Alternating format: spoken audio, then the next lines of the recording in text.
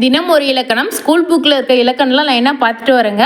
இன்னைக்கு டிஎன்பிஎஸ்சியில் இலக்கணத்தை பேஸ் பண்ணி எப்படியெல்லாம் கொஸ்டின் எடுத்திருக்காங்க அப்படின்னு சொல்லி பார்க்கலாம். இதுக்கு டிஎன்பிஎஸ்சி குரூப் 4 2024 கொஸ்டின் பேப்பர் எடுத்திருக்குங்க. ஆல்ரெடி நம்ம வீடியோவில் வினைமுற்றுனா என்ன, வினையச்சம்னா என்ன அப்படின்னு சொல்லி பார்த்தாங்க. அதை பேஸ் பண்ணி தான் இன்றைக்கி 2 கொஸ்டின் எடுத்துகிட்டு வந்திருக்கேன். அந்த வீடியோ என்ன டிஸ்கிரிப்ஷனில் லிங்க் கொடுக்குறேன், பார்க்காதவங்க போய் பாருங்கள். ஃபஸ்ட்டு கொஸ்டின் பார்க்கலாம். வா என்ற வேர் சொல்லின் வினைமுற்று காண்க. வினைமுற்றுனா என்னங்க, ஒரு வினைச்சொல் முடிவு பெற்றுச்சுன்னா அது வந்து வினைமுற்று அப்படின்னு சொல்லி சொல்கிறோம்.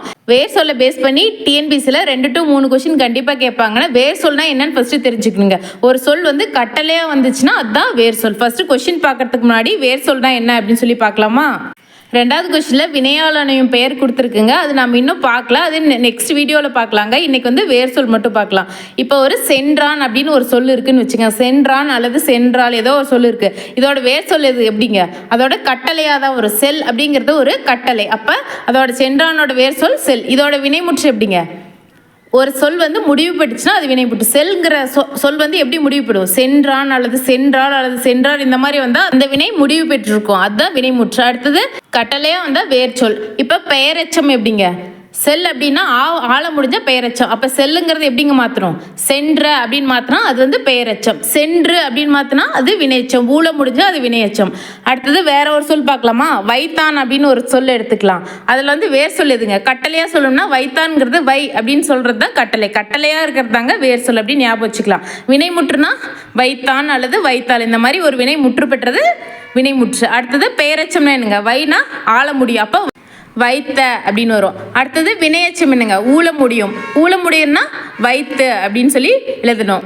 2வது கொஸ்டினில் வினையாளனையும் பெயர்னு ஒரு கொஸ்டின் இருக்குங்க. இதை வந்து நாளைக்கு ஸ்கூல் புக்கில் இருக்கிற மாதிரி விரிவாக பார்க்கலாம். இன்றைக்கி வந்து இது என்னன்னு சும்மா பேசிக்காக தெரிஞ்சுக்கணுங்க. வினையாளனை பேர் வந்து முக்காலங்களையும் காட்டும், ஐம்பால்களையும் வரும். ஒரு வந்தால் அப்படிங்கிறது ஒரு சிறப்பாக சொல்கிற மாதிரி, வந்தவர் அவருக்கு ஒரு மரியாதை கொடுத்து சொல்கிற மாதிரி வந்துச்சுன்னா வினையாளனை பேருங்க. இது நாளை பார்க்கலாம். இங்கே இந்த எக்ஸாம்பிள் எழுதியிருக்கனால இது சொல்கிற வந்தவர், வந்தவள், இறந்தவள், இது மாதிரிலாம் வருங்க. கொஸ்டினுக்கு போயிடலாம். வா என்ற வேர் சொல்லின் வினைமுற்று ஆப்ஷன்லேருந்து போட்டு பார்க்கலாம். ஃபர்ஸ்ட் லாஸ்ட்ல ஊன் முடியுது, அப்போ வந்து இது வினையச்சம்.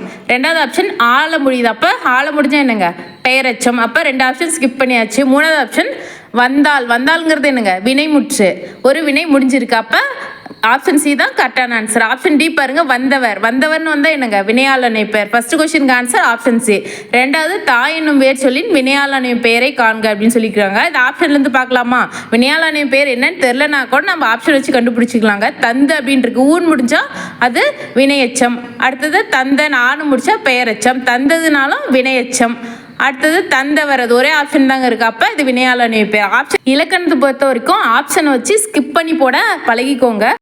வந்தவர், தந்தவர் இந்த மாதிரிலாம் வந்துச்சுன்னா வினையாளனையும் பேர்னு சொன்னோமா. இப்போ நான் ஒரு கொஸ்டின் கேட்குறேங்க. வந்தவர் அப்படின்னு சொல்லி ஒரு கொஸ்டின் எடுத்துக்கலாம். அது வந்து ஒரு வினையாளனையும் பேர். அது நம்ம வினையாளனையும் பேர் தெரிலனா கூட நான் ஆப்ஷனை ஸ்கிப் பண்ணி போட்டால் அது கரெக்டாக போட்டுடலாங்க. இதோட வேர் சொல் என்னங்க, வந்தவர்ங்கிறது கட்டளையாக எப்படி சொல்ல முடியும், வா அப்படின்னு தான் கட்டளையாக சொல்ல முடியும். அப்போ அதோட வேர் சொல் என்னங்க, வா. வேர் சொல் அப்படிங்கிறது எப்போதுமே கட்டளையாக மட்டும்தான் வரும். ஓரளவுக்கு புரிஞ்சிருக்கும்னு நினைக்கிறேங்க. வேர் சொல் வினைமுற்று வினையச்சத்துக்கு இன்னொரு வீடியோ போடுறேங்க, அது நல்லா புரிஞ்சுக்கலாம்.